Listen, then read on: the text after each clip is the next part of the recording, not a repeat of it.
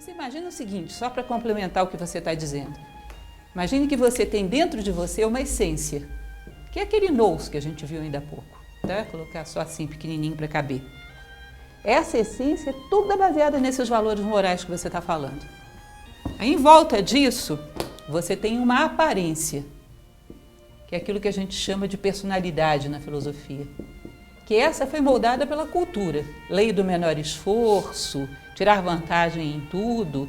É como se fosse uma máscara que não tem nada a ver com o rosto que está por trás. Nada a ver.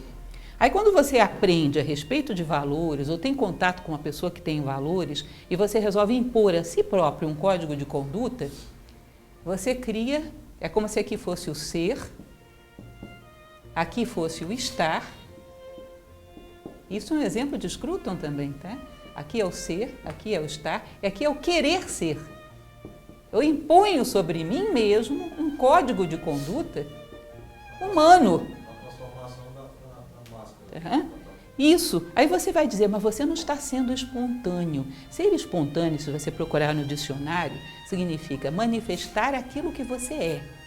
Para você manifestar aquilo que você é, você tem que saber o que você é. Você é mais isso que é a tua essência do que essa aparência. Quando você impõe um código de normas humanas, morais, de valores, que tem a ver com a essência, você está sendo muito mais espontâneo do que se fizesse o que bem entende. Percebe isso? Porque você está fazendo uma ligação com algo profundo e não obedecendo uma máscara deformada que não foi nem você que deformou. Foi um código social, foram costumes, não foi nem você que deformou, você não escolheu aquela deformação. É o inconsciente coletivo que falava Jung. Então, quando eu imponho um código de conduta humano e gero uma disciplina para me comportar de forma humana, eu estou sendo muito mais espontâneo do que fazer o que eu bem entendo. Estou me relacionando com algo mais profundo. Eu acho isso belíssimo. Mas percebem que é uma construção, é uma coisa complexa para você colocar isso na cabeça das pessoas hoje em dia, porque filosofia não significa mais nada. O importante é gerar coisas e não gerar seres humanos, uma sociedade que o produto são coisas e não homem. Não se considera a obra fundamental do homem a construção de si próprio, a construção de coisas externas. Então, a lógica da sociedade é toda ela materialista. É aí que a gente fala que a filosofia é uma ferramenta para aprender a viver como ser humano. Sempre foi, ela sempre existiu para isso.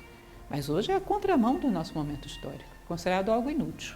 A verdadeira filosofia hoje é considerada um adereço inútil, intelectual e uma grande perda de tempo.